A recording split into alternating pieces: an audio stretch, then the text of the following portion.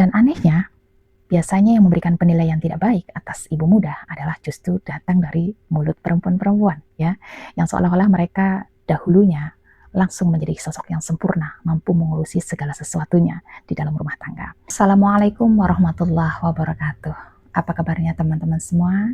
Semoga Allah senantiasa memberikan rezeki yang berlimpah kepada teman-teman semua, penjagaan dan perlindungan.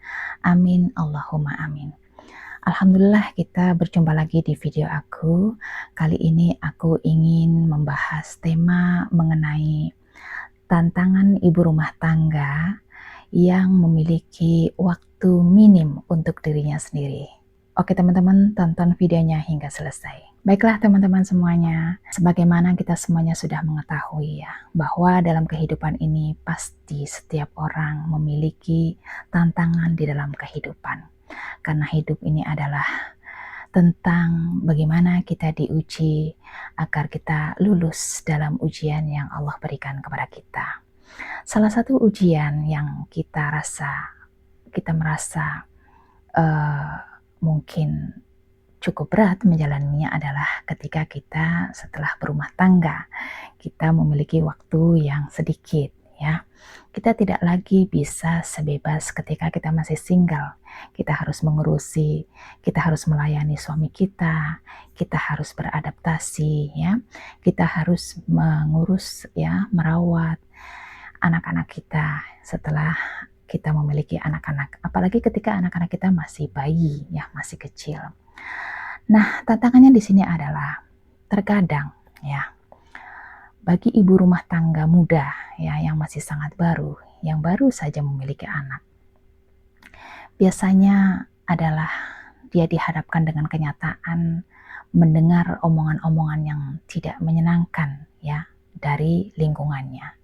Mungkin dari lingkungan keluarga, apalagi apabila dia berada di lingkungan keluarga suaminya gitu ya, dari ipar-iparnya. Kita dapati ya cerita-cerita dari mereka, bagaimana mereka mendapatkan perlakuan, ya, berupa pernyataan-pernyataan yang tidak mengenakan, ya, yang tidak membuat mereka nyaman. Yang mereka lihat adalah bagaimana ketika si ibu muda itu sedang bersantai saja dengan anaknya.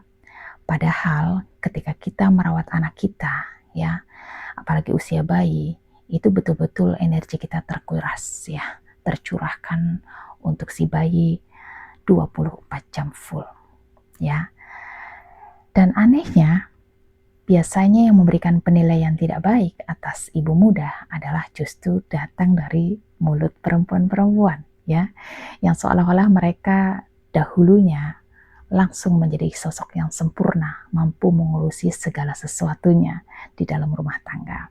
Padahal aku yakin bahwa semua perempuan memiliki tahapan-tahapan dia melangkah untuk menjadi lebih baik, ya. Pasti dia memiliki fase belajar, butuh waktu untuk menjadi lebih baik lagi, termasuk dalam hal menata dan membina rumah tangga. Untuk itu teman-teman, ada 6 tips yang ingin aku sharingkan dengan teman-teman semua agar kita tidak terjebak kepada perasaan yang tidak nyaman sehingga menjadikan kita nanti mentalnya tidak sehat, mendapatkan perlakuan, ya, ucapan-ucapan yang tidak baik gitu ya dari lingkungan kita. Yang pertama, teman-teman, yang harus kita lakukan adalah jangan pernah kita merasa bersalah ketika kita tidak mampu menyelesaikan, ya, seluruh tugas rumah tangga. Dari mulai mengurus bayi, ya, mengurus bayi itu kan kebutuhannya, ya, semuanya dari mulai tidurnya, susunya gitu ya. Sehingga dalam hal ini kita perlu memprioritaskan waktu untuk kita walaupun sejenak, ya, tanpa merasa bersalah. Kemudian yang keduanya adalah teman-teman bisa membuat manajemen waktu, ya. Dalam hal ini teman-teman bisa melakukan 2 hal. Yang pertama, buatlah jadwal harian, ya. Mungkin ini agak berat ya, terutama untuk yang tidak terbiasa dengan manajemen waktu. buat manajemen waktu ya. Misalkan dalam satu hari itu kita memerlukan 10-15 menit gitu ya untuk beristirahat sejenak.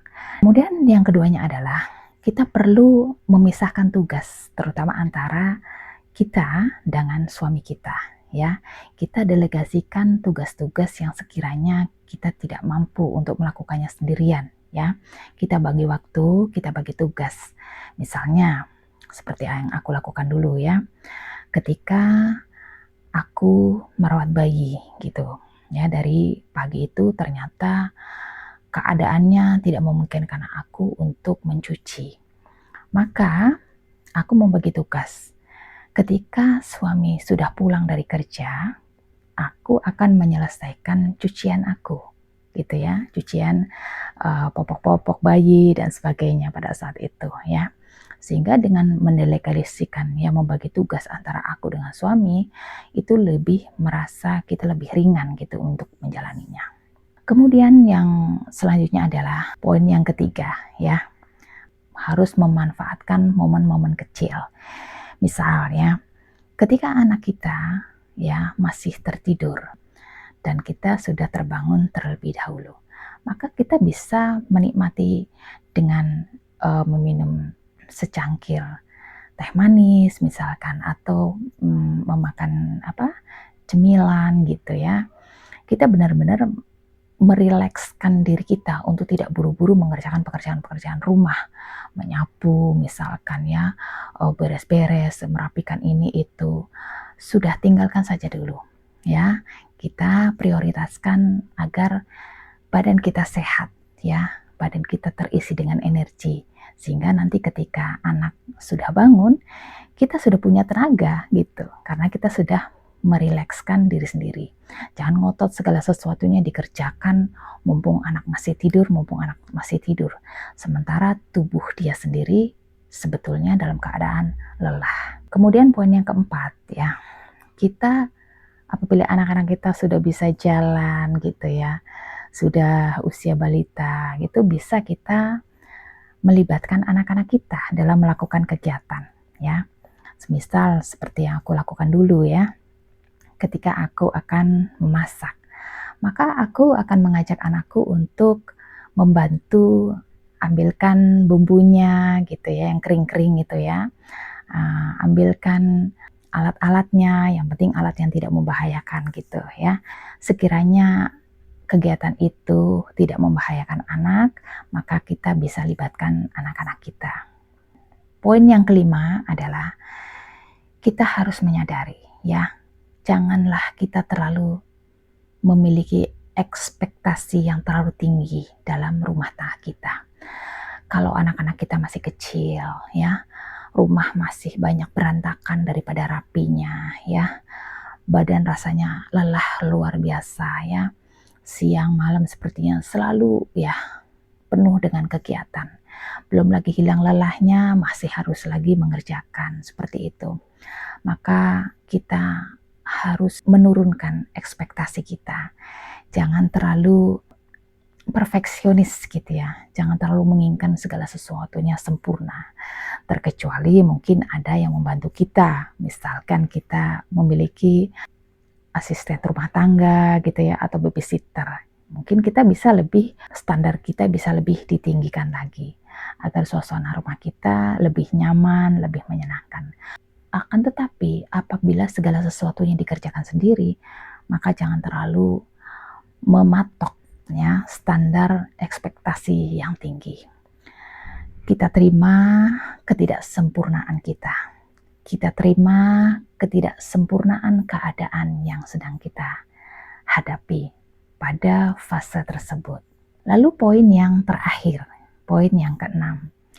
Teman-teman, jangan pernah peduli dengan apapun penilaian orang lain. Abaikan perkataan orang lain.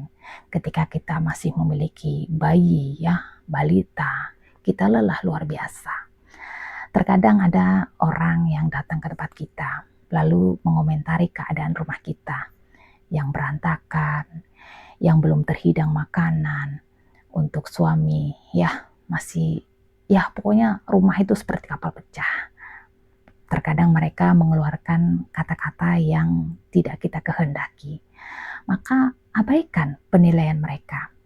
Kita bisa menyikapinya dengan tenang ya. Karena kita meyakini bahwa mereka pun dahulu ya, ketika mereka memiliki anak kecil, pasti keadaan mereka tidak sempurna ya.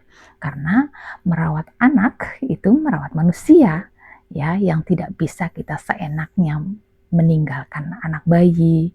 Kita yang diatur oleh bayi ya, kita yang diatur oleh anak kita. Oleh karena kita benar-benar menjadi terkuras energinya, sehingga abaikan apapun perkataan dan penilaian orang lain. Istilahnya masa bodoh gitu ya. Oke teman-teman, video aku kali ini semoga saja bermanfaat untuk teman-teman semuanya. Tetap semangat ya, dan insya Allah kita berjumpa lagi di video aku yang lainnya. Insya Allah.